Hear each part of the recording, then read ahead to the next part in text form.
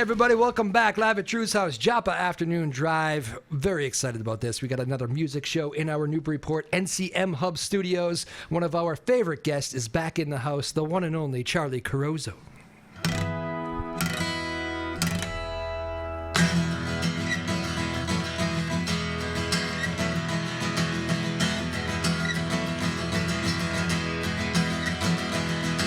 Got no use for sugar coats, I got no use for lies. I can't see the cracks are forming, tell me there ain't no use in trying. Ain't no use in trying. Can't make the time change faster, but I'd sure like to change your mind. I can see your fists are clenched so tight, I can see your eyes are cold, looking for someone to blame, so you buy what's being sold by a man who ain't got no heart. He just trolling for your soul. But his chest is full of dust and ashes, yours is full of gold. Let it shine, let it shine. If you lose your love, you can borrow some of mine. Let it shine, let it shine. Gotta help each other see through these blinded times.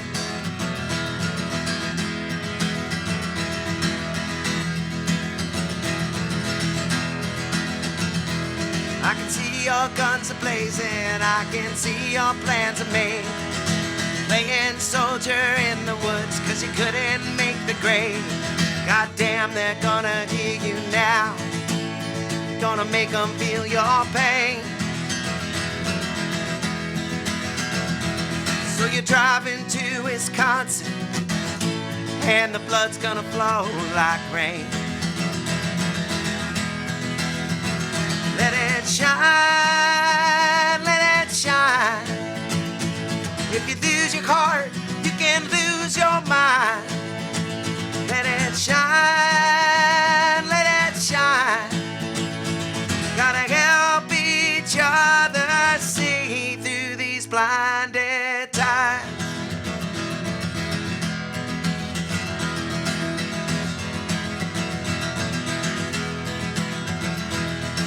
Bird flew up to Kevin on the eve of New Year's Day. She left us crying, wondering how we're gonna make our way. In a world without her fighting for us, seemed like just too much to take. But she left it up to us to decide what kind of world we're gonna make. Let it shine, let it shine. If you lose your love, you can borrow some of mine. Let it shine, let it shine. Gotta help each other see. Gotta help each other see. Gotta help each other see through these blinded times. Blinded times. Blinded times.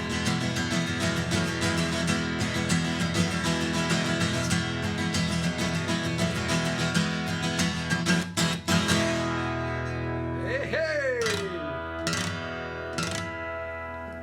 Woo! Charley Carrozo!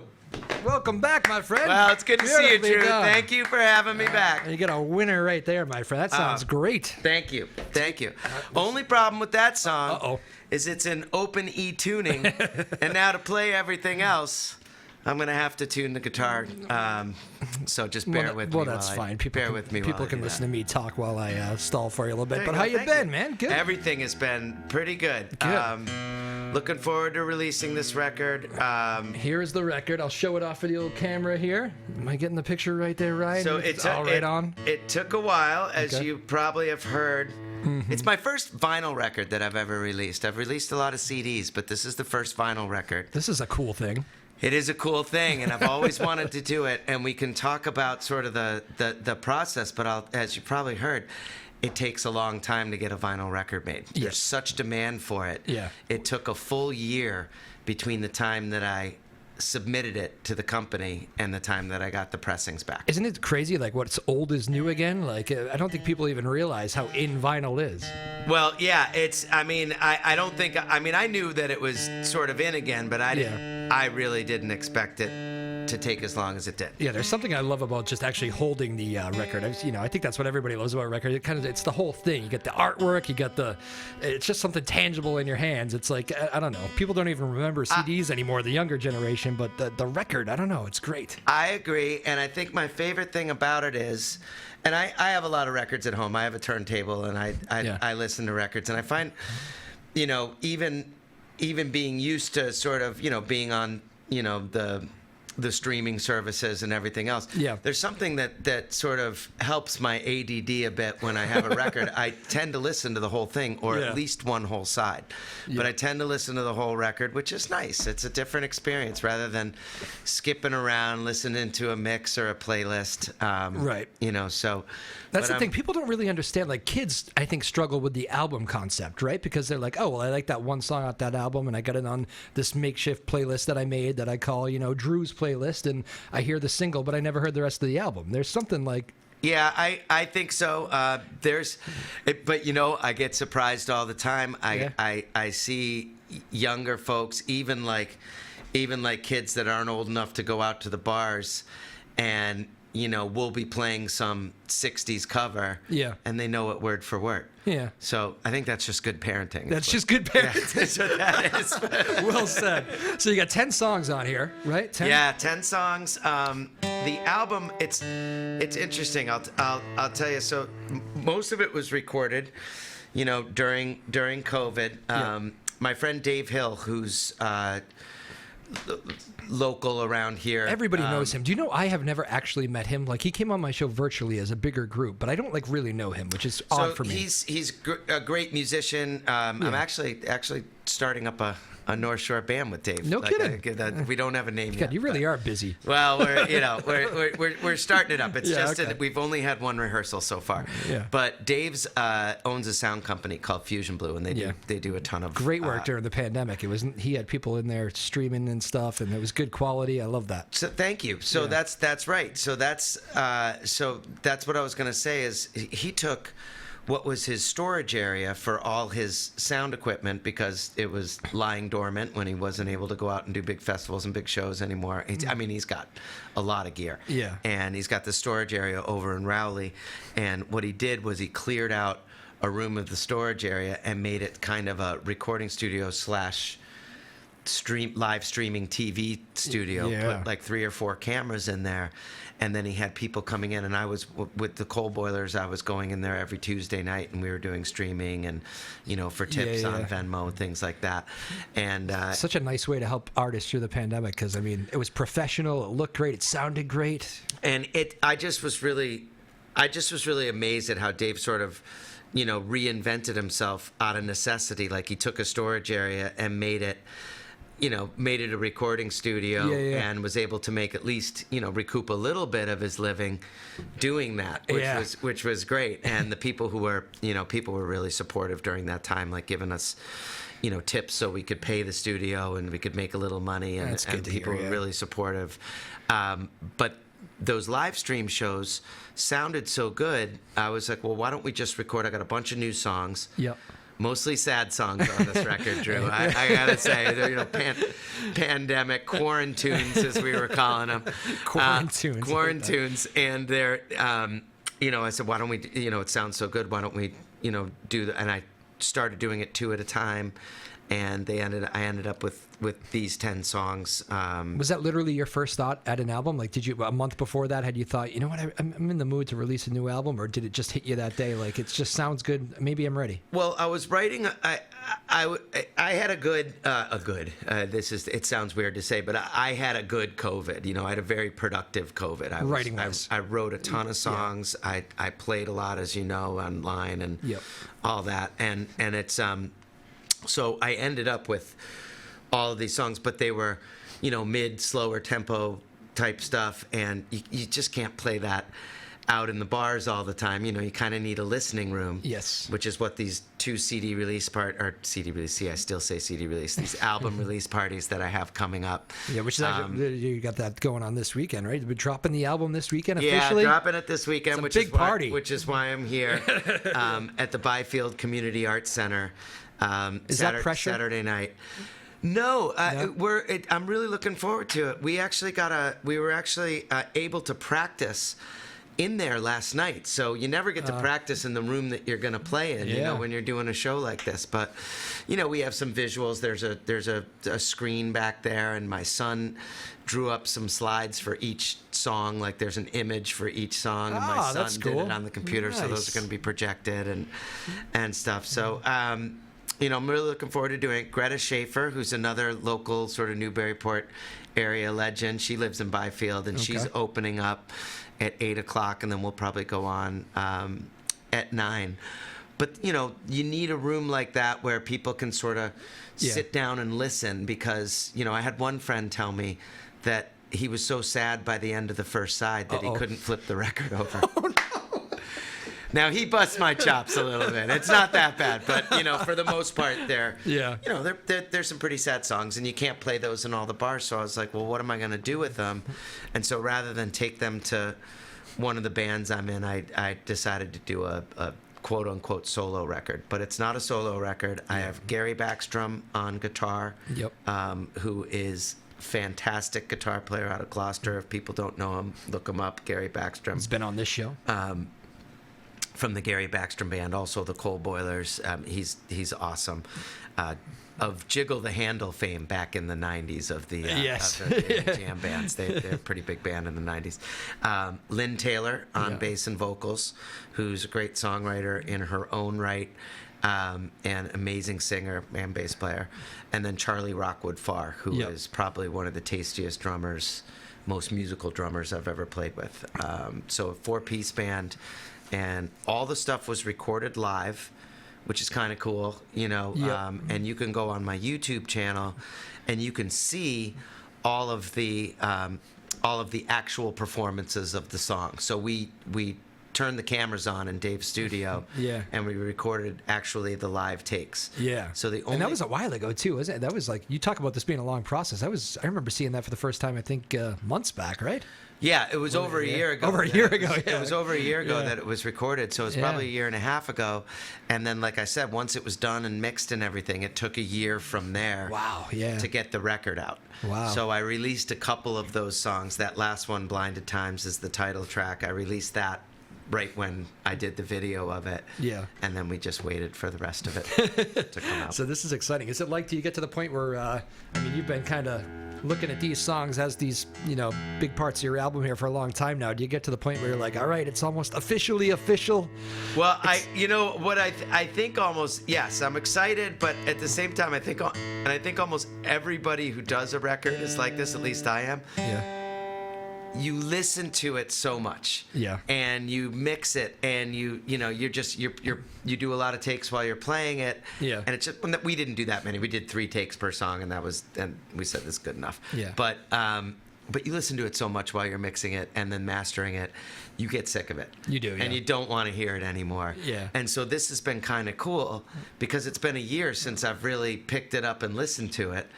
And I'm like, oh, these songs are pretty good. And then we, good, at least I don't cringe to listen to them, And then what these guys have been doing in terms of, because now we're practicing, getting ready for the gig. And, I wish we could go back in and re-record all the record, because those guys are they're sounding amazing on these.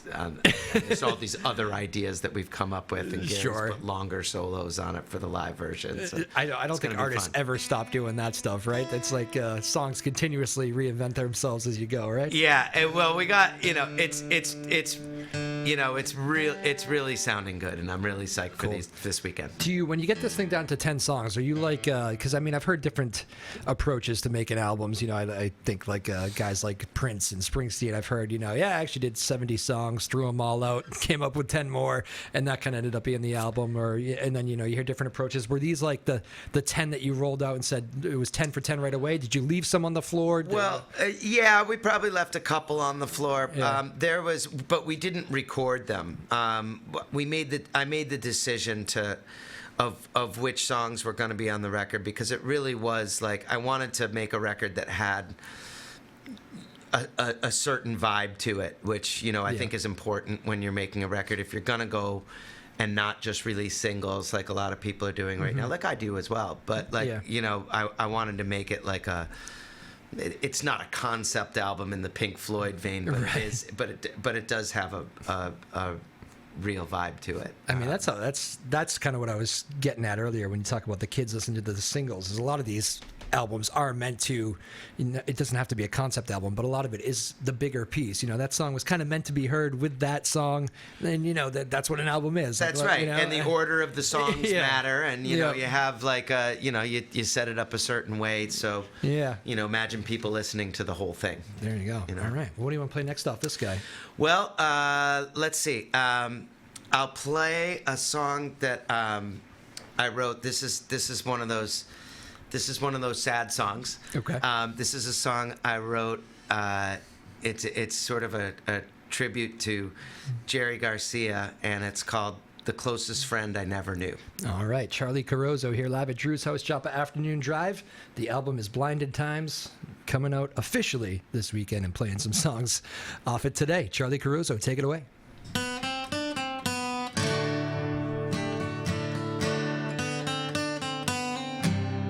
All right, I'm gonna tune up, Drew. Oh, sure. We're gonna make it. You know what my favorite line on that was a false start. You know what my favorite line on tuning is Chad Stokes of Dispatch. Yes. He was he does that a lot. He'll like stop it. Nope, don't have it. Hang on, everybody. And his audience is great, and usually applauds and claps. But he goes, "I tune because I care." I always liked that. Right. I always liked that line. Again, Charley Carrozo joining us. Big thanks to our crew today, by the way, as Charlie gets set. Ryan Rothberg producing the show. Sarah Blackstone directing. Sarah Hayden, the boss, is around somewhere doing a million things like she always is. So we appreciate Sarah very much. Who did the artwork, by the way, Charlie? So that Jason Novak, another Newburyport guy, he took the picture, and then my friend Jay Sullivan did the layout and sort of put it all together for me. Does he do the artwork with a harmonica? Mr. Jason Novak? is a fantastic harmonica really player. Is. He carries that awesome harmonica briefcase around. I think that's close enough, Drew. I think we're... Drew Moholland on the stalling, everybody. You do it the real musician way. I should just good tuning over there. I could give you the app over here. I got the fake thing. Again, Charley Carrozo. And so, what do we got here again? This is the tribute to Jerry? This is called "The Closest Friend I Never Knew." All right, track 4 on the album. Charley Carrozo taking it away here live at Drew's house, Joppa Afternoon Drive.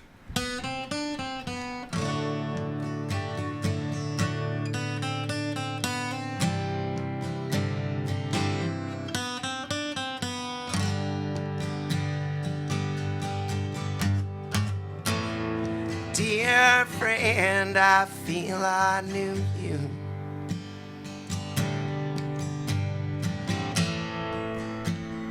Feel I'll never know how the world closed in inside you, how you faded, show after show.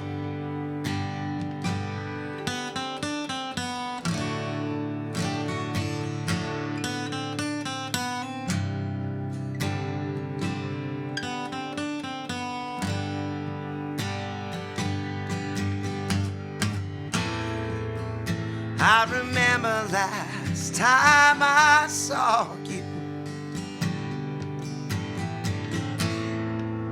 singing, standing on the moon.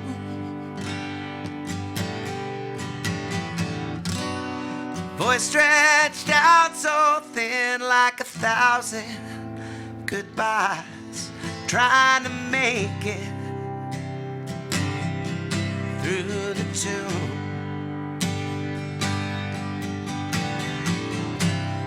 And as I stumble through this lifetime, even though the sky's bright blue,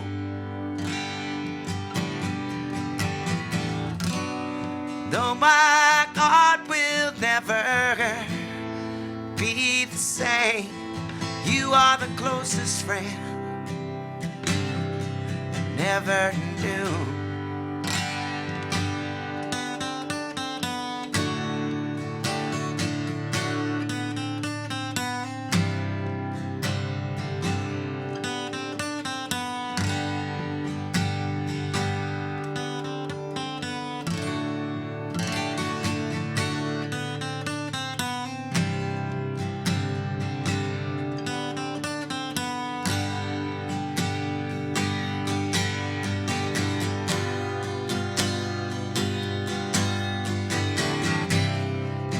I stumble through this lifetime, even though the sky's bright blue,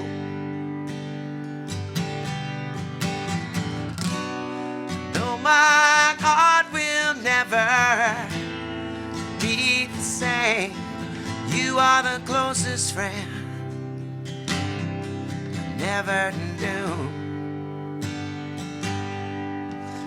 When the rafters started swaying, was the closest I've ever come to heaven.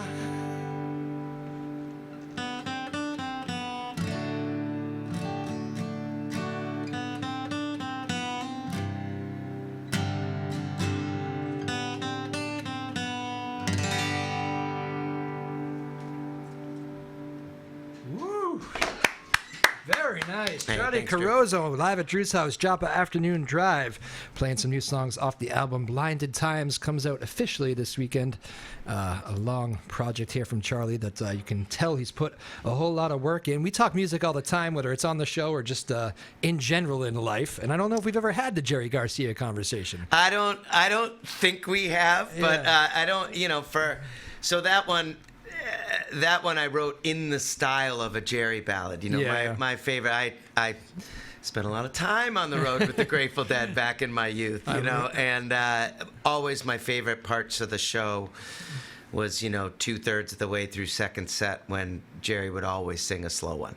Yeah. And so that one's a tribute to Jerry Garcia, sort of written in the style of, my interpretation of something that he would write. Gotcha. So all right. So where I don't, you're always kind of, I'm not hesitant with you because I know you well, but you're always going to be careful when you ask an artist about sad songs. Where do they come from? But would you like to talk about any of these first two so far? Yeah. So let me see that record. I'll go through it. So Blinded Times is the first song. Yeah. That's a quarantine, that came from from sort of the pandemic, and that song is that song is about mostly about sort of the political times that we're going through. Yes. The first verse is just trying to convince the person you're with to sort of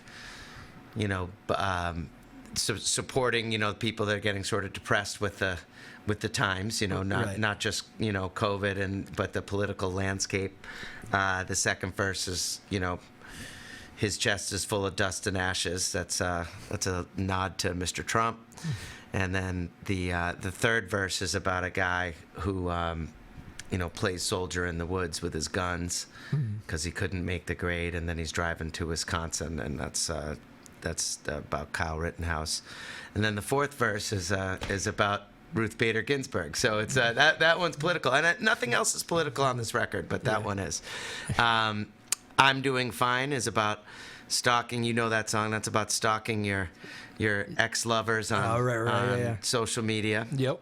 Making the mistake of going down that rabbit hole. We just learned TikTok, by the way, off the air. How that's about right. that? I just did my first TikTok with Drew. It was a very historical day today. Yeah, very honored. So, When I Need You Most is a good old-fashioned death row prison ballad. Mm-hmm. And that was written by my friend. The lyrics were written by my friend Franny Gallagher. And also, over the last couple of years, I started working with a lyricist, writing some songs, which I had never done before. Yeah. And 2 of those made it to this record. Oh, nice. That's one of them. Closest Friend I Never Knew, we just played. I Can See You Fall is just a classic, damn, my girlfriend dumped me again song. It fits the sad yeah, narrative. that one actually is the only one that wasn't. That's an old one that was written a while ago. Yeah. Namaste, the happiest, life-affirming song. I'll have to play that one next because that one's happy and life-affirming. That's the first one on side 2 that kind of like keeps you from jumping off a bridge. So that one's, that sort of lifts everybody back up.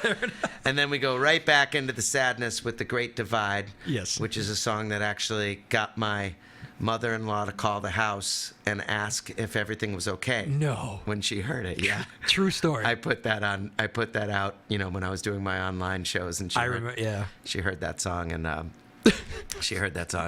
called the house and said, "Are you guys okay?" Of course, my marriage is duckies and bunnies like everybody else's. So always, 100%. I'm sorry to laugh at that question from your mother-in-law. No, but it's all right. It's all right. My wife is. Yeah. So 2 things about songwriting. Number one, they have to come from somewhere. My wife is great and will, she allows me to write songs that are truthful and sometimes painful. Yeah. And she realizes, she's lived these experiences too, so she realizes it. Now, the other thing about songwriting is it can be one-sided. And she also realizes that as well. So just realize there's 2 sides to all these stories, So then Perfect for Me is a good old-fashioned love song, and that was also the lyrics for that were written by Franny Gallagher. Okay. And that was one of our collaborations that we did during this time. Better Days is that's a brand new song. That's probably the newest song on the record. That's sort of not as sad, but still sad. And then Drive Me Home, I'll play that one as well. That's probably my favorite song that I've written. That one I've had for a bit, but I thought it fit really well on this record. So there you go. Good little album run through. So what does Mom say when you call her back? Mother-in-law say when you call her back? Well, I didn't have to talk to her. It was my wife that had to talk to her, and I think the conversation went something like, "Yes, we're fine. It's just a song." He's doing his thing again. It's just a song, So. Oh my goodness, I find that to be hysterical in a music way. I don't know. That's fantastic. It is. There is something to that, though, right? Every artist, living with an artist can be, whether it be just hearing you work out songs or whatever. It is kind of a roller coaster ride living with an artist sometimes, isn't it? Well, yeah. I mean, she's my. When you make these albums, the kind of family goes for the ride with you, right? I mean, you're bouncing things off. You're always singing stuff. You're writing around the house. Well, that's right. My son, my 13-year-old son, is, especially when I'm working things out, he's sick of hearing the same riff over and over again. He doesn't want to, he doesn't want any part of it. Right. And then maybe a month later, he'll be like, "That's a pretty good song, Dad." Yeah. But with my wife, like I said, she rolls with it. I mean, she realizes she's my, my best friend and my primary relationship in life. And, I mean, if I'm going to write a song, it's most likely going to be about her or our relationship, and so she understands that and allows for that. And she doesn't get sensitive about that. And your mother-in-law will be listening. Yeah.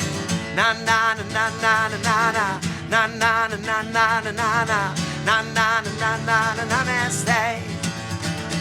'Cause I L-O-V-E-Y-O-U, L-O-V-E-Y-O-U, I L-O-V-E-Y-O-U.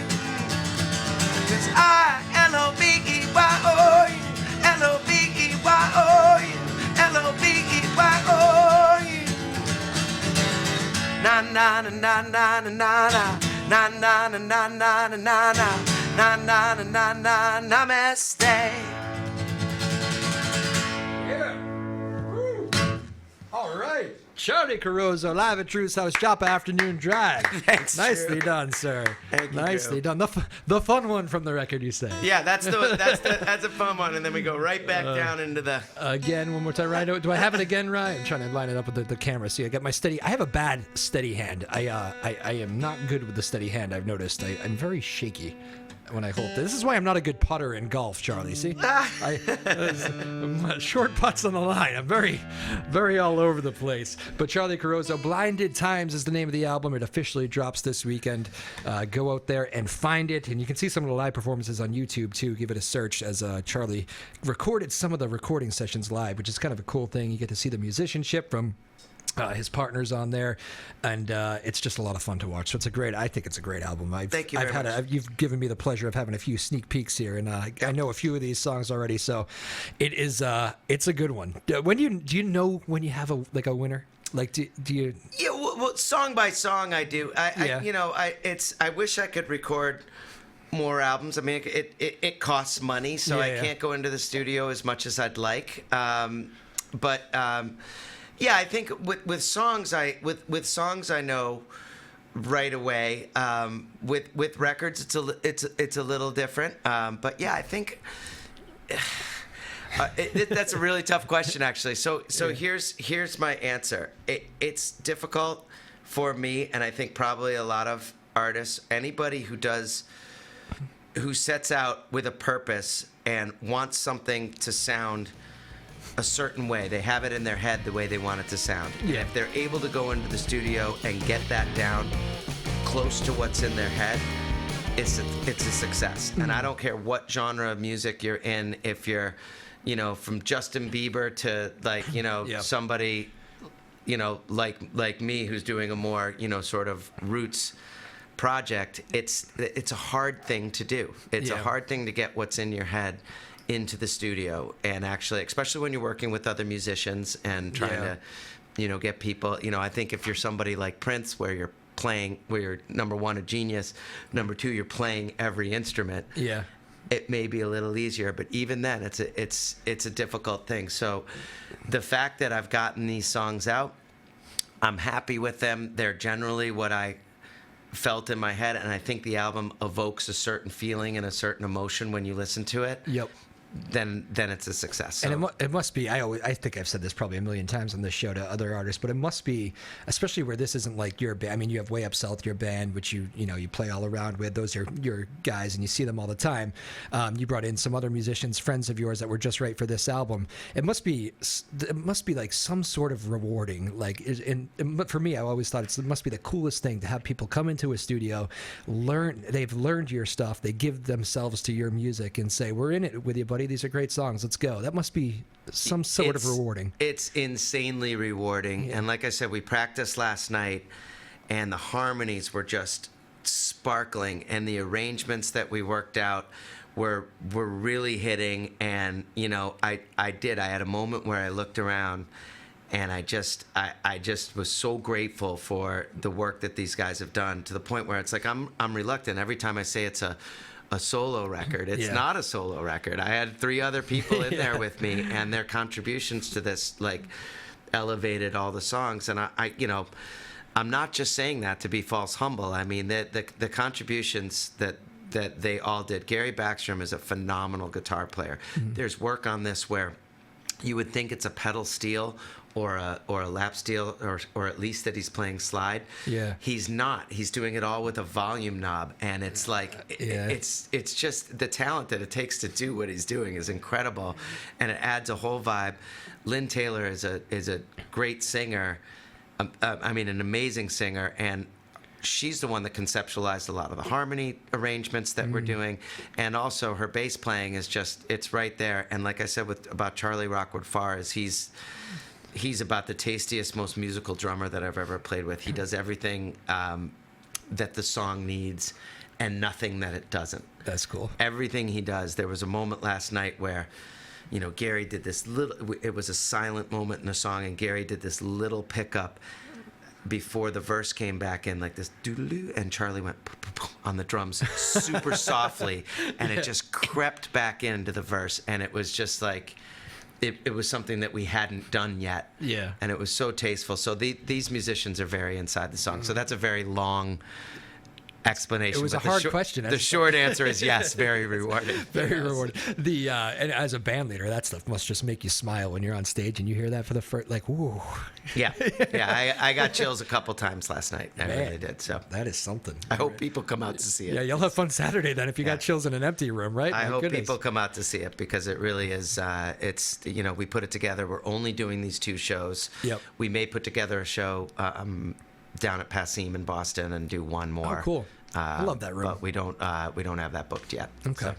Do you go there a lot? That's a great little spot. Yeah, I've been there. I don't go there a lot because I live up here. I know, you know, now that I live up here, it's, you know, you gotta pull me into Boston these days. I was just saying the same thing. Yeah, so a friend of mine was like, "You haven't been to that new Roadrunner place or whatever," which I haven't, in Brighton, and that's right where I used to live. Which is I went opening night. I went to Billy Strings opening night. Oh, you did? It's okay. Fantastic room. That's one of the ones I had a chance to go to. Like my cousin was like, come see Billy Strings," and I was like, I work at 3:30 in the morning. You know, I can't. So Billy Strings will get me into Boston. Okay. That's, you know, but it's got to be, you know. He's a great, so it's got to be something like that. It's funny. I haven't, I mean, I like everything. I haven't seen a Bruins game. I haven't seen a Celtics game since I moved up here. I haven't, you know, I love it up here. It is great. I know. And I'm in Danvers, and I still tend to go north. So, you know, and here I am in Newburyport today with Charley Carrozo. I'm very excited about this. Again, as he releases the album Blinded Times. And I think I've nailed it again, 2 hands now because of my unsteady. And now I'm all self-conscious of myself. Can't hold things straight. This summer, you played a lot. I want to tell a story about this summer. But actually, since we're going to talk about you playing live, let's just, if people want to see your schedule or anything, go to you got a website? Yeah, CharleyCarrozomusic.com. CharleyCarrozo music.com. All right, there you go. And this summer, I have a great story. I know I've told you this because I think I told you that night when I came to see you. But I'm at Hampton Beach for another. I think I was seeing another friend of mine. Didn't even know you were there. Yeah. And I'm way down the street, like not anywhere close to where you were playing. Yeah. And I hear you. I just heard your voice, and I'm like, I know that's Charley. Like where is Charley? Probably like a mile away. And I'm like, we got to walk. We're walking. And like, I'm with a cousin of mine and 2 of my cousins. I'm like, we're walking. And we're like, what? There's no way. Like, you know that voice from a mile away. I do. It's definitely Charley. Walking. Voice gets louder. You have this little outdoor patio absolutely rocking at Hampton Beach. And I said, my God, do you sound great from a mile away.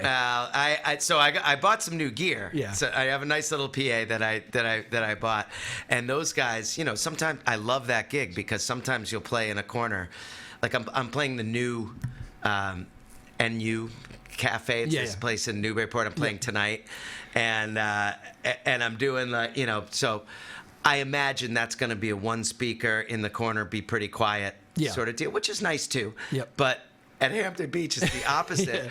They want you to turn it up as loud as you can because it's your calling card all the way down the street, and it brings people in from the Strip. And it's right on the Strip, and I play there every Sunday during the summer at McGurk's. I hope you tell whoever runs that place that you literally drew me in from a mile away. Because I usually know where you're playing. You know, I'll check and see, and I just happened to be there for another reason that night, not really thinking about you know, who else was playing. And I just said, wait a minute, I know that voice. That's a super fun gig. I get to do it on Sunday nights. Yeah. I think Saturday nights might be a little too much for me because Sunday nights gets rocking. How much more rocking can it be than Sunday night? It can be rocking enough to get a microphone, like, you know, in your face with people stumbling over you. But you know, so that's like, you know, I sort of a long time ago in Newport, when I used to play down in Newport, I decided that, you know, better to play those types of places on a Sunday than a Saturday after I lost half a tooth. Like, no way, you lost half a tooth? Yeah, from somebody from somebody falling into the microphone and the microphone going into my mouth. So I was like, okay, that's, I'm going to play Sundays instead. I think of how horrible that is, but I bet that's fairly common. If somebody hits the microphone, there's nowhere else for it to go. Now I build a wall around me with my cases. I build, you should see it. Yeah. You might not have noticed it in Hampton Beach, but I put all the cases around me to sort of discourage, because sometimes people like to come up and sing with you. Yeah. And, I'm not, that's, thanks, but no if you let one person do it, then it's like everybody wants, It's not karaoke night here. So that's funny. You just got to be careful of the wind at Hampton Beach. You're literally right on the beach there when you're playing. So. Oh, it's such a fun gig. It's a beautiful spot. Do you still get the rush from playing live that you always did? As a kid, I imagine you love it. It's this whole new adventure, and then I wonder, does the grind get to you at all, or do you still feel that love for playing live? I love playing live. Yeah. I'm not anonymous about this, and I'm happy to say it on the radio. I'm a sober guy. Yeah. I've been sober for 5 years, and it's got that, it's sort of. I feel great. It's sort of like therapy playing live. If I don't play live for a few weeks, I start getting a little antsy. And speaking of it helps my marriage. My wife likes me to get out there and play, because if I don't, I'm not in the best mood. But I do. I when I was really young, I loved it. But I also used to be so nervous. I used to have such stage fright. Really? I literally used to get sick before going on stage every time. That's funny. I cannot picture you like that. For the first couple, for the first year and a half that I started playing, I would throw up before going on stage. It was terrible. And I still love doing it, but I just got so nervous, and I couldn't relax. And then I wouldn't play solo. For years and years, I wouldn't play solo.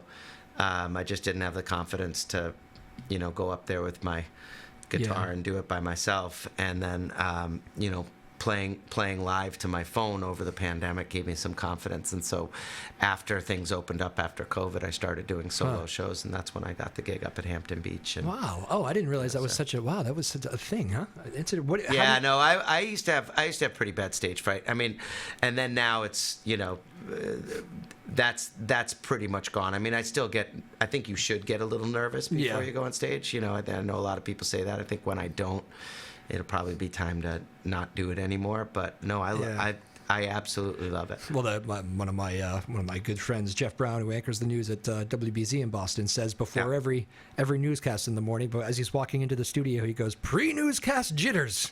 Yeah, and I think everybody knows what that is, right? Yeah, you feel that little.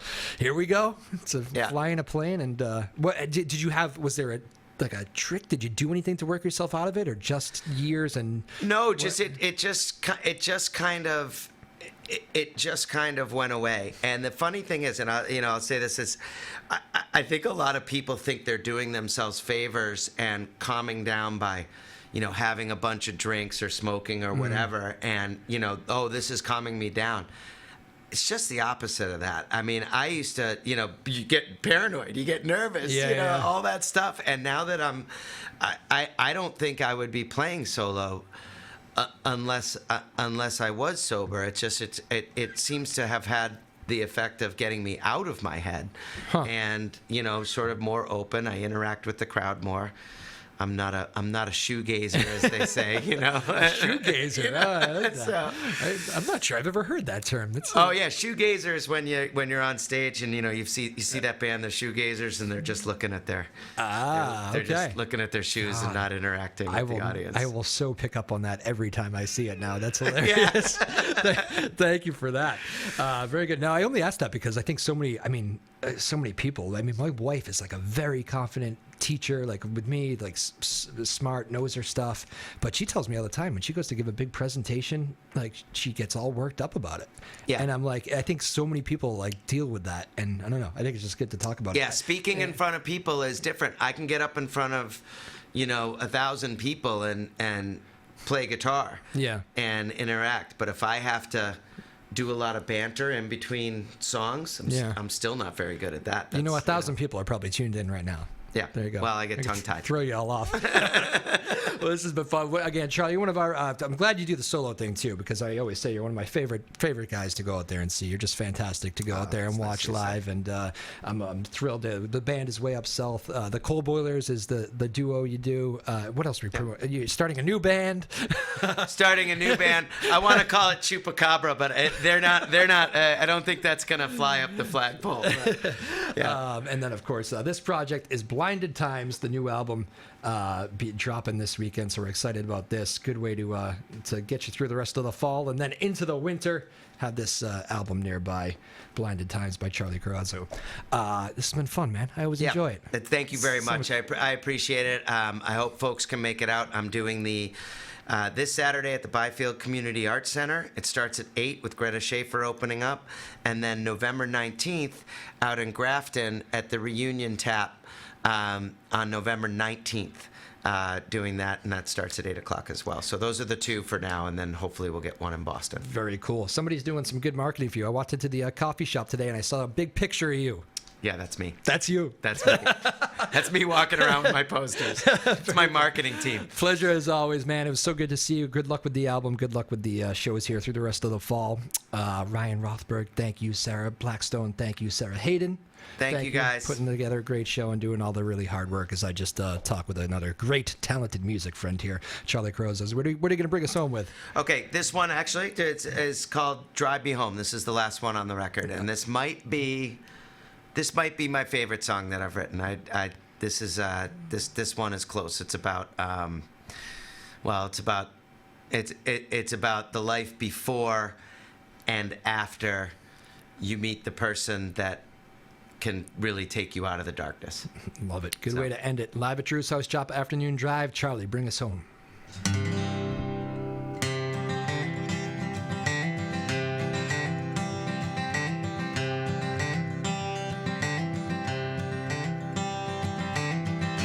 At the table, singing songs, been in line much too long. It don't matter word I say, ain't been much for days and days. Blocked and hoping, out of tune, singing dance songs just for you. I don't know my own demise. I'm scared of what I'll find. Combination locks on shiny homes. Ain't no neighbor on the telephone. Drive me home.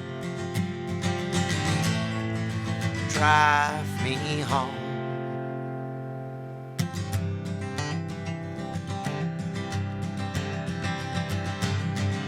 Can't see nothing, take the wheel. I ain't drunk, it's just the way that I feel. All these teardrops in my eyes, they don't come as no surprise. I was laid up on the side of the road, thinking about the sister, where she go. Nothing dark than a long, dark road. Drive me home. Drive me home. Drive me home.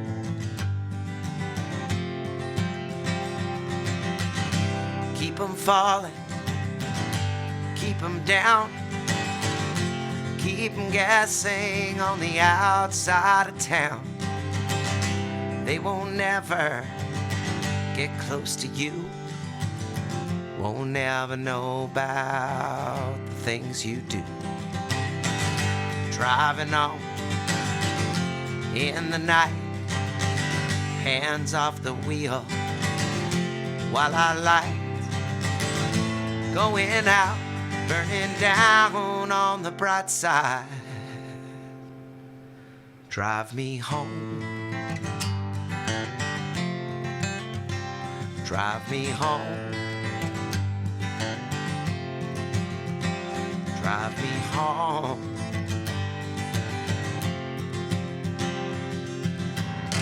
She once came out to the show. She said, I know just what you know about the way most people are, about the way you got your scars. Don't you know I'm here for you? I see you, and I see right through. Well, I know you didn't come here alone. If you care to let me, I will drive you home. Drive you home. Drive you home, home.